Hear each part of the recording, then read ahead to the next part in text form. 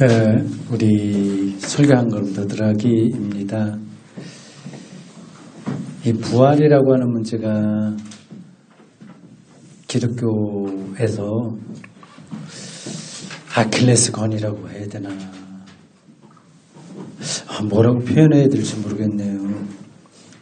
이게 복음 전도에 무조건 도움이 되는 건 아니에요. 왜냐하면 세상이 그걸 용납하지 않으니까. 그런 것보다는 그냥 예수의 가르침 많잖아요. 사랑하라라든지 내 이웃을 내 몸처럼 사랑하라. 한 알의 밀알이 땅에 떨어져 죽지 않으면 어떻고 그런 말씀들.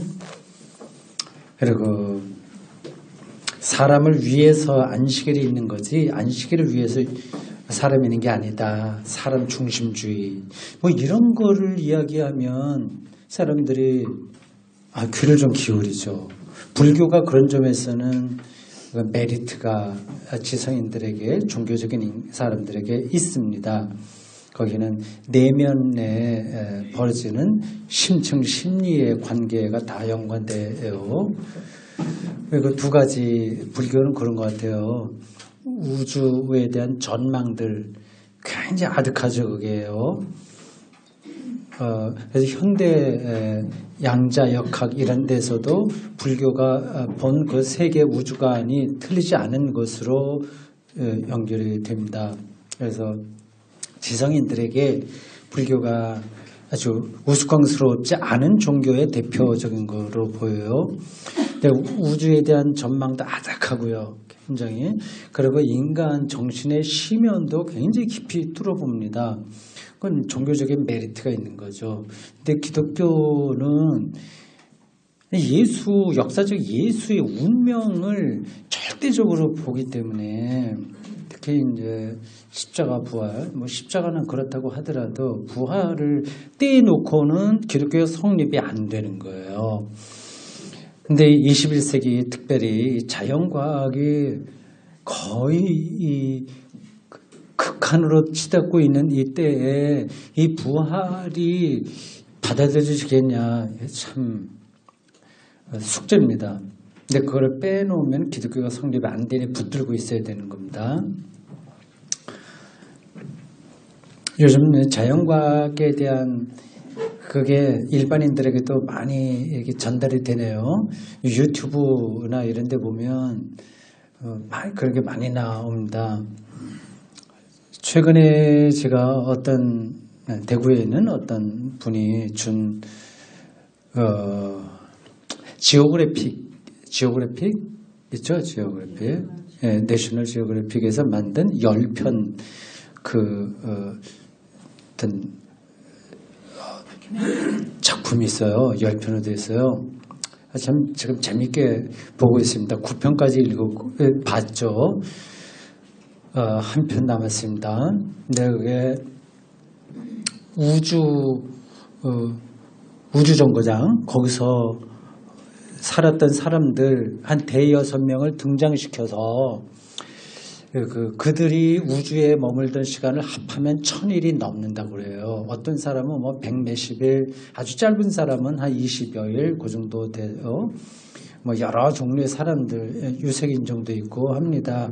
그들이 그 안에서 벌였던 실험들과 거기서 바라본 지구 등등을 이제 끌어들이면서, 물론 작가는 따로 있죠, 전문가가. 그래서 그 우주인들을 나레이터로 해서 해설을 하고, 그리고 지구에서 벌어지는 여러 가지 것들을 보여주고 있습니다. 근데 그런 것들이 현대 지성인들에게는 다 와닿는 거예요. 그게 리얼리티예요. 그러니까 제가 설교 뒷부분에 오늘 예수의 부활, 절대 생명 이런 것을 오늘의 세계관과 실제관에 근거해서 우리가 변증해야 된다고 얘기했습니다. 이제 헛소리하면 안 돼. 이제 더 이상. 옛날에는 그렇게 해도 약장수처럼 이렇게 하더라도 우리 따라오는 사람들이 있었습니다. 앞으로도 그 약장수처럼 말도 안 되는 거 막 얘기하더라도 따라올 사람들이 일부는 있어요. 지금도 무당을 찾아가나 점쟁이 찾아가는 사람들 있지 않습니까? 일부가. 그런 것처럼 그런 데에 어떤 니드요. 필요성이 있는 사람들은 있으니 그냥 막 얘기해도 당장 교회가 문 닫는 건 아니지만 그런 사람들은 점점 소수가 됩니다. 그러니까 실제관이라고 하는 것은 무엇이 리얼리티냐에 대한 관점이란 말이에요. 우주를 지금 다 샅샅이 지금 살펴보고 있고 한데 예수 부활해서 하나님 나라 간다. 이게 도대체 현대인들에게 먹히겠냐 하는 겁니다. 하여튼 그런 문제들은 학자들이 많은 연구를 하고 있고요. 신학이 그렇게 만만한 게 아닙니다. 우리가 교회의 하나의 현상으로 나타난 것만 접해서 그렇지 2000년 동안 기독교 신학자들이 쌓아놓은 그 지식 아니면 영성 그 다 세계관과 실제관이 다 있습니다. 거기에 그거는 그 어떤 사상에 비추어도 조금도 부족함이 없을 정도로 큽니다. 그리고 깊습니다. 근데 그런 것들을 좀 놓치는 게 문제겠죠. 요즘 그래서 그 자연과학과 신학에 관계된 것들을 조금 더 책을 찾아보고 있습니다. 요즘 읽고 있는 게 이거 부활 얘기하다가 좀 다른 예로 가는데 뭐 이게 다 연관되는 문제예요. 그 앨리스터 맥그리스라고 하는 영국 신학자가 있습니다. 그 사람은 여러분들의 이름을 알아둬도 좋아요. 그 이름 들어보시는지 모르겠습니다. 앨리스터 혹은 알리스터 발음을 앨리스터 혹은 알리스터 맥그리스 영국 현재 가장 뛰어난 신학자라고 할 수 있습니다. 물리화학인가 화학을 통해서 박사학위를 이미 받은 사람이에요. 그래서 공부하다가 근데 무신론자였죠. 그러다가 이제 예수 믿게 되고 존 스타튼가 뭐 이런 사람들을 통해서 뭐 전도받고 하면서 되는데 그 사람이 두 가지를 다 전공한 거예요. 자연과학하고 신학. 그래서 그 사람이 쓴 지금 과학신학인가 그걸 읽고 있습니다. 한 권짜리인데 한 400쪽 되나 한 300여 쪽 되나 읽고 있습니다. 지금 읽는 게 아니라 벌써 오래전에 읽었죠. 한번 2000년대 초반인가 그때 샀나 그래서 읽다가 다 읽었죠. 그때 옛날에. 그러다가 지금 다시 한번 그걸 들추고 있고 그리고 그 사람이 보니까 그 사이에 책을 무지하게 많이 썼더라고요. 저는 잘 몰랐었는데 주로 저는 독일 쪽의 신학자들의 책들에 관심이 있다 보니 그 영국과 미국 쪽은 조금 부족했었는데 이번 앨리스터 맥그리스 탄탄한 신학적으로 과학적으로 사람입니다. 이분이 지금 자기의 전 인생을 걸고 과학과 신학의 관계 요거를 연구하고 책을 썼습니다. 많이 썼습니다. 지금 대구선사아카데미 사이트에서 제가 강독을 지금까지 쭉 여러 가지를 했는데 지금 하고 있는 것은 가톨릭 신학자들하고 개신교 신학자들이 같이 쓴 벌써 50년 전에 독일에서 나온 책 하나인 믿음을 강독하고 있는데 그래서 100번째 넘어갔죠. 그 정도 됐습니다. 앞으로 한 30번 정도 하면 다 마치지 않을까 싶은데 그거 마친 다음에 이 맥그레스의 책을 하나 구해서 해볼까 생각합니다. 재밌을 것 같아요. 근데 이게 그런 학문적인 거하고 기독교 신앙하고 무슨 상관이 있나. 지금 과학적인 방법 아니면 먹히지 않습니다. 과학이 모든 걸 해결할 수 있다고 하는 게 아니라 과학이 오늘의 세계 실제관인 거예요. 하는 관점인 겁니다. 세계관인 거예요. 그 세계관 속에 살아있는 사람들에게 예를 들자면 그냥 비유적으로 말하자면 이제 지동설이 새롭게 나왔다고 한다면 지동설에 근거해서 이 기독교를 설명해야 되지 않겠습니까? 계속 천동설 쪽으로 가면 안 되잖아요. 이 과학, 자연과학 지금 좀 21세기는 더 그쪽으로 가기 때문에 그쪽으로 좀 마음을 둬야 됩니다. 한국교회도 그걸 준비를 해야 되는데 그거 좀 안타깝죠. 교회에 돈은 많이 있습니다. 근데 그거를 어떻게 쓰느냐가 문제인데 좀 언젠가도 얘기했죠. 좋은 책, 신학책 번역하는 데 투자해야 되고 선교사들 지금 전 세계로 많이 가 있는데 그거는 그대로 한다고 하더라도 숫자가 너무 많아요. 반으로 줄이고 뭐 수만 명 되는 것 같아요.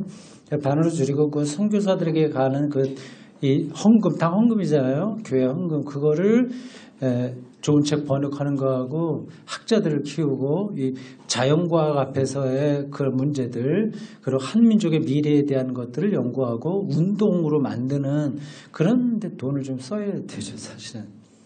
남북 통일, 남북 관계도 지금 새로운 계기를 좀 찾아가고 있지 않습니까? 여기서 한국 교회가 발언을 해야 되거든요. 근데 지금은 뭐 오히려 거꾸로 되는 것 같고, 좀 그렇습니다. 남북 분단 체제를 극복할 수 있는 신학적인 설계, 해석, 그게 정말 필요한 거죠. 거의 지금 막혔습니다. 안 합니다. 오히려 1980년대, 70년대 그때 오히려 했습니다. 박순경 교수 뭐 이런 등등 해서 여자 신학자인데 해서 뭐 여러 가지 그 남북 관계에 북한을 이해하려고 하는 그런 신학 작업을 많이 했는데 언제부터인가는 이제 완전히 그런 것도 막히고 한국 교회가 점점 더 그 개교의주의에 떨어져서 그런 거 아닌가 싶은 생각이 들어요. 그러니까 뭐 그냥 한마디만 하고 요걸 넘어가겠습니다. 그러니까 그 70년대, 80년대까지만 하더라도 그래서 KNCC 한국 기독교교회 협의회 여기가 한국 교회를 대표하는 기관이었습니다. 그때. 그러니까 약간 열린 자세로 세계를 보는 거거든요. WCC 세계 교회 협의하고 같이 더불어서. 근데 이제 그게 쭈그러들었어요. NCC가. 그리고 대신 어떤 게 힘을 발휘하게 됐죠? 한기총이라고 한국 기독교 총연합회. 이건 완전히 대형교회 보수적인 분들 중심으로 한 겁니다. 그러니까 아예 이제 다른 뭐 것에 대해서는 신경을 안 쓰죠. 그러니까 군대에 대체 복무하려고 하는 여호와의 증인들, 이거는 제가 이거 다 얘기한 건데 말 나오다 보니까 참 하게 됩니다. 내가 한국 기독교가 나서서 대체 복무할 수 있는 선택지를 열어줘야 된다고 해야 되는데 이걸 여호와의 증인들에 대한 편파라고 해서 오히려 한국 교회가 반대하고 하는 거 보면 어처구니 없는 거죠. 현재 실상이 그렇습니다. 신자들은 이것저것 모르고 그냥 뭐 은혜 받으면 된다고 하는데 뭐 그것도 괜찮겠죠. 열심히 뭐 헌금하고 뭐 하고 해서 교회 키우고 하는 거 괜찮습니다. 뭐 그 정도 알면 뭐 그 정도 안 해서 살면 되는데 그런 거가 있으면서 동시에 정말 중요한 것들을 이렇게 추진해 나가야 되는데 그게 좀 없어서 아쉽다 그 얘기입니다.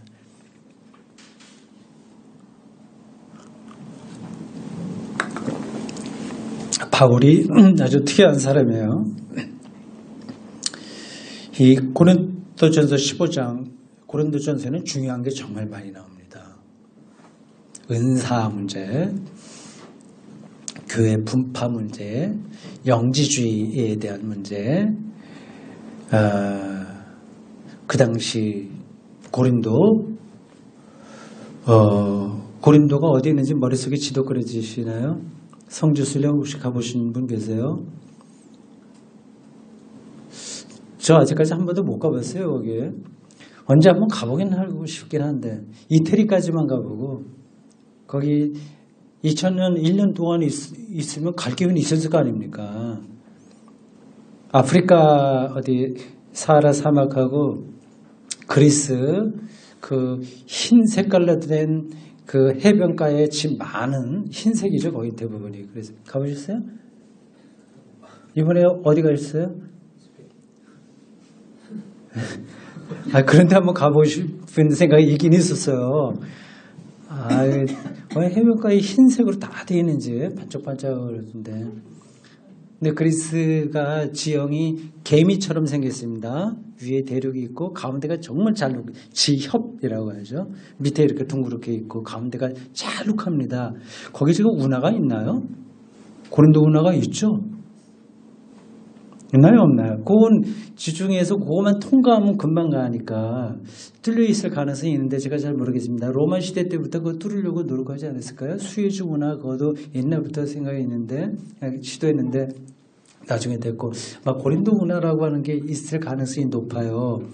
근데 고린도 이게 지역이 이렇게 지도가 이렇게 돼서 있고 찰룩하고서 이렇게 또 이렇게 꾸불꾸불하게 이렇게 되어 있습니다. 그러니까 위에서 내려가려면 다 여기를 통과해야 돼요. 그래서 사람들이 많이 통과하게 되면 돈이 모이게 되고 문명이 교환되면서 여기 올림픽, 옛날 고대 올림픽 같은 것들이 열 수 있도록 되어 있고요. 그래서 고린도는 그 지협의 왼쪽 밑에 있고, 그리고 더 유명한 아테네, 그건 지협의 오른쪽 바로에 있습니다. 거의 얼마 거리가 되지 않습니다. 바울이 아테네, 성경에는 아덴이라고 되어 있죠. 아덴, 고린도, 이게 다 그런 지역들입니다.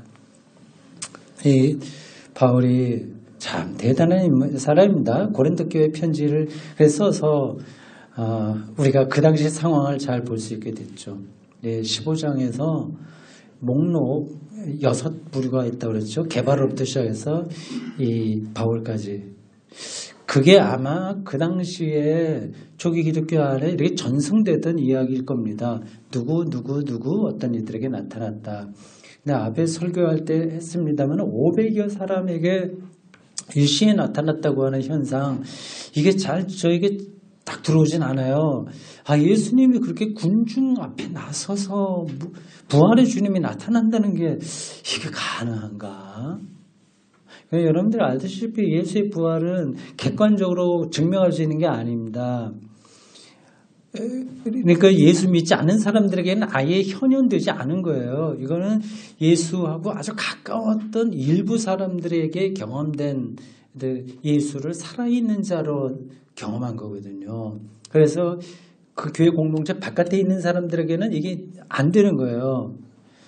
근데 500여 사람들에게 나타났다는 게 도대체 뭘까? 이렇게 궁금했습니다.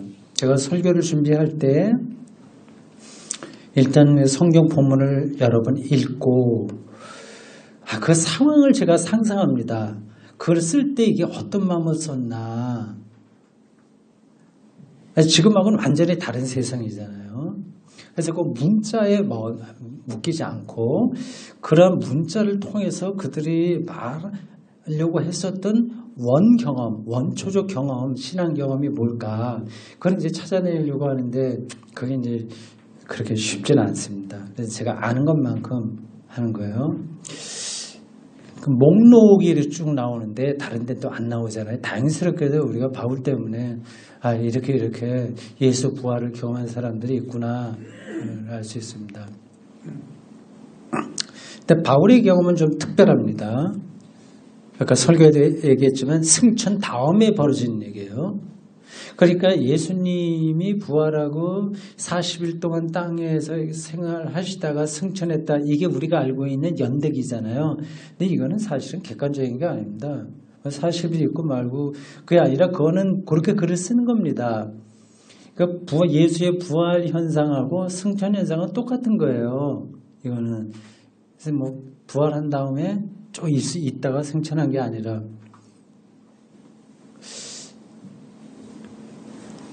뭘까요? 정말 궁금합니다. 네, 핵심적으로는 예수를 살아있는 자로 경험했다. 그거죠. 근데 그러니까 분명히 십자가에 죽고 땅에 묻힌 것도 분명한데, 근데 어떻게 그를 살아있는 자로, 생생하게 살아있는 자로 경험했으니 이걸 어떤 말로 설명하겠습니까? 다른 길이 없죠. 다시 살았다, 부활했다 이렇게 말할 수밖에 없는 겁니다. 그러니까 그 문자는 다시 살았다고 그래서 제가 설교에서 얘기한 것처럼 소생하거나 이런 것으로 잠깐만 생각하는데 그게 아니라 아주 근원적인 절대 생명에 대한 경험이다. 그렇게 보시면 되겠습니다. 근데 바울 같은 사람은 사실은 이 부활은 이거예요. 예수 생전에 예수와 같이 있었던 사람들에게 일어난 사건입니다. 부활 경험은. 근데 바울은 그렇지 않잖아요. 근데 어떻게 그에게 부활 경험이 가능하냐? 다른 사람 놔두고 생각해 보세요. 기독교를 박해하는 사람이잖아요. 그러면 예수님이 혹은 하나님이 다른 사람을 놔두고 그냥 이 바울이라고 하는 사람은 꼭 집어서 내가 이 사람을 예수 믿게 할 거야. 그래서 그 사람에게 나타났다는 말이 되는데 그건 좀 이상한 거죠, 사실은요. 무슨 어떤 일이 있었나 하는 거 이게 핵심입니다. 이걸 21세기 자연과학 시대 때 우리 부활신앙은 놓칠 수 없어요. 이거 버리면 그냥 이거는 기독교가 성립이 안 됩니다. 거기 딜레마이기도 하고 역동성이기도 합니다. 부활을 자연과학적으로 해명하는 작업을 해야 됩니다. 그리고 만약 하고 있고, 제가 전공한 판넨베르크는 이걸 역사적 사실이다 얘기를 하고 있는데, 뭐 그가 말하는 역사적 사실이라고 하는 건 더 우리가 일반적으로 생각하는 거, 뭐 진짜 살았어 이제 이런 뜻이 아니라 다른 의미예요. 그러니까 역사, 우리가 보통 역사는 구체적인 이런 먹고 자고 하는, 지금 우리가 공간 안에서 있는 것들 얘기하잖아요. 근데 이게 실제인지 아닌지 아직까지 잘 모릅니다. 그래서 이 역사를 생각하는 사람, 역사 철학을 생각하는 사람들은 이 전체 역사를 생각하는 거예요. 태초부터 말이 그때 가서야 이게 뭔지를 알게 된다고 하는 겁니다. 이건 뭐 그렇게 어려운 말도 아니에요. 우리 일상적으로 경험합니다. 여러분 어렸을 때 이야기 다 지나갔죠. 조금 있어 우리 다 이제 죽게 되는데 그림자처럼 흔적이 없는 거예요. 우리 자식들이 뭐 이름을 기억해 준다고 해봤자 무덤을 만들어 줘 봤자 그것도 별거 아니고 말이죠. 이게 도대체 뭐가 리얼리티인지가 사실은 잘 안 붙잡히지 않는 겁니다. 그래서 역사라고 해서 보통 그게 확실한 거로 생각하시면 안 돼요. 그러니까 판넨베르크가 얘기하는 건 그 전체 역사, 종말에 가서야 드러나게 될 그 역사, 이 전체 안에서 예수의 부활은 증명돼야 된다. 뭐 이런 쪽으로 생각합니다. 이거 뭐 신학적인 문제라서 복잡한데 적어두고요. 이 바울, 이 사람의 이 부활 경험이 뭐냐? 그러니까 예수하고 살아있을 때 같이 있었던 사람에게 현현된 거거든요. 부활 경험은. 근데 바울은 전혀 그런 게 없었던 사람이에요. 아마 이런 쪽으로 신학 논문을 쓰면 뭐 석사나 뭐 이런 거 테마로서 충분하지 않겠습니까? 그러니까 다른 부활 경험하고 이 바울은 특별히 다른 거예요. 그러니까 여기서 우리가 일반적으로 생각하는 죽은 사람이 살아난 것, 이건 아니라는 겁니다. 그리고 바울에게까지 부활 경험이 됐다고 하는 것은 이 부활이 아주 특별한 어떤 거인 거죠. 그건 더 이상 제가 말할 수가 없습니다.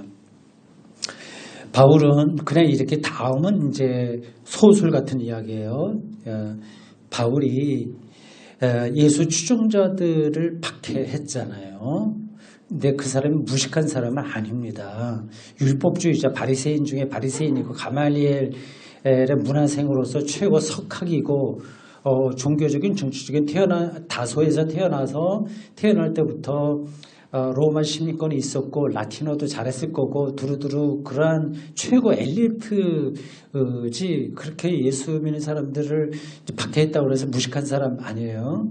그러니까 그가 박해한 이유가 이제 신학적인 거죠, 말하자면.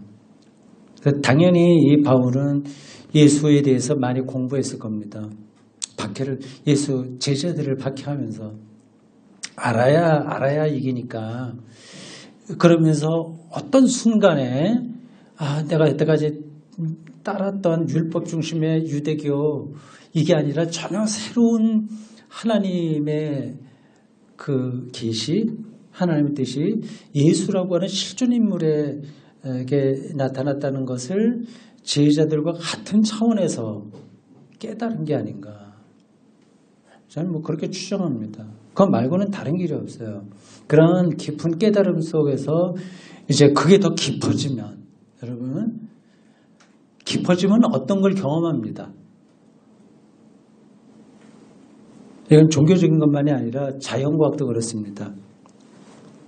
물리학자 뭐 하이젠베르크나 뭐 물리학 양자역학 하는 사람들 등등 그게 우리가 모르는 그 깊이로 들어가게 되면 없던 것을 보게 되는 거예요.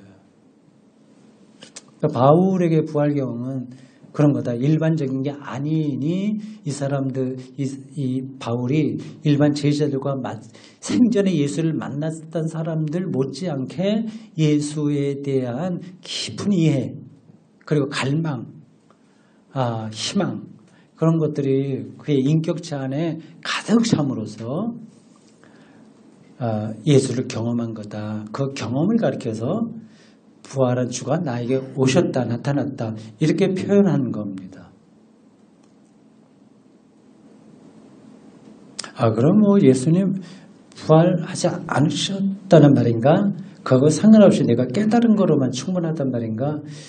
뭐 그렇게 질문하실 분들은 안 계시겠죠. 그거는 서로 이렇게 연관되는 겁니다. 줄탁 동기라는 말이 표현되나요? 바깥에서 닭이 쪼아주고 안에서 병아리가 또 쪼은 거, 줄탁 동기 같이 이루어지면 알이 깨지어서 어떤 결정적인 깨우침, 큰 깨우침 속으로 아주 들어갑니다.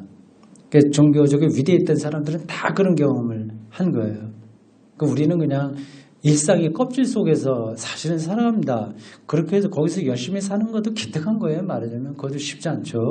근데 그런 바울이나 등등등 어거스틴이나 예수는 이제 중심 인물이니까 예수도 이제 그런 흐름 중에 하나 있는 겁니다. 선지자들의 전통 가운데 있었고 세례 요한하고도 관계도 있었고 그런 흐름 중에 있었는데 예수는 특별히 하나님의 외아들이라고 말할 수밖에 없을 정도로 어떤 새로운 사건이 예수로 인해서 일어났다. 그게 이제 우리 기독교의 입장이고 유대교에서는 아니야. 뭐 예수도 우리 선지자의 전통 중에 하나. 그러니까 좋은 선지자야 이런 정도로 보고 이슬람교도 그렇게 보고 있습니다. 우리는 전혀 다르게 보고 있죠. 그 나타났다고 하는 말, 그걸 이제 뭐 귀신이 나타난 거, 아니면 뭐 친구가 바깥에 있다 들어왔다, 뭐 그런 나타남의 식이 아니라 예수를 살아있는 자를 경험하는 거. 이 표현이 쉽지 않네요.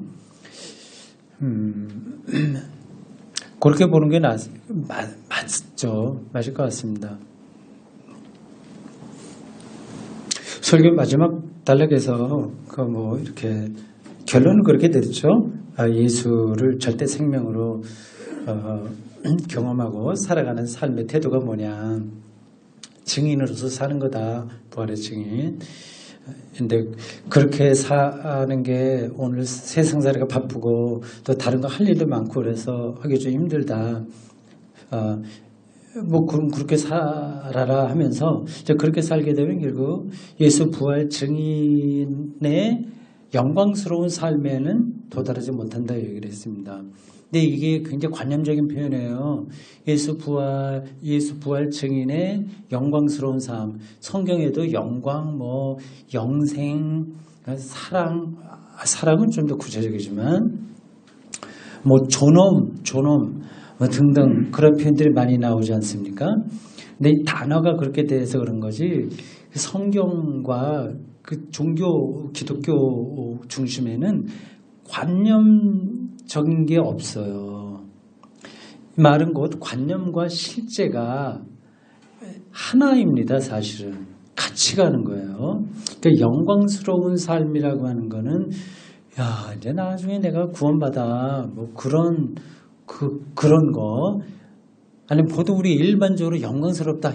저 사람 기도도 많이 하고 뭐 그래 뭐 보통 우리 영광이라고 얘기하잖아요. 심지어는 뭐 저 집안은 기도를 많이 해서 그런지 아이들도 잘 되고 뭐 하나님의 영광을 드러내는 것 같아. 뭐 그런 얘기도 합니다. 뭐 그런 것도 다 포함해서 더 근본적인 겁니다. 영광스러운 삶이라는 것은 생명에 다 있다는 겁니다. 다 있는 거.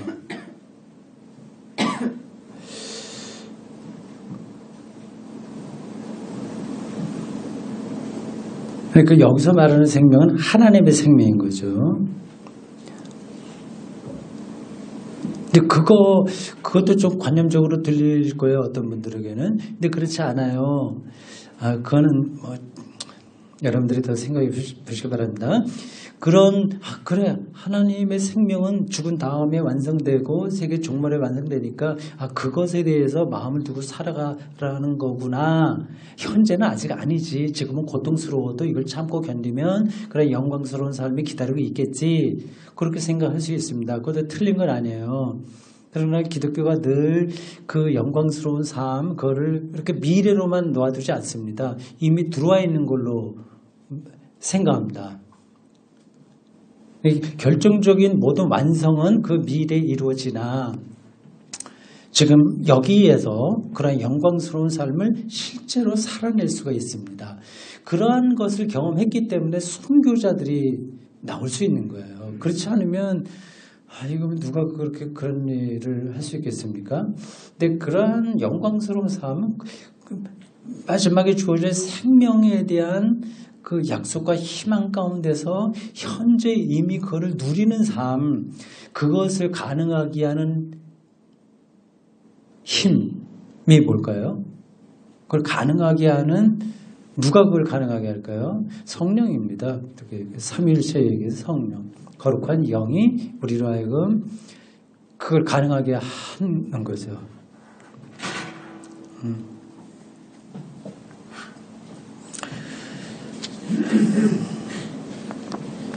네, 일단 30분 제가 얘기한 것 같습니다.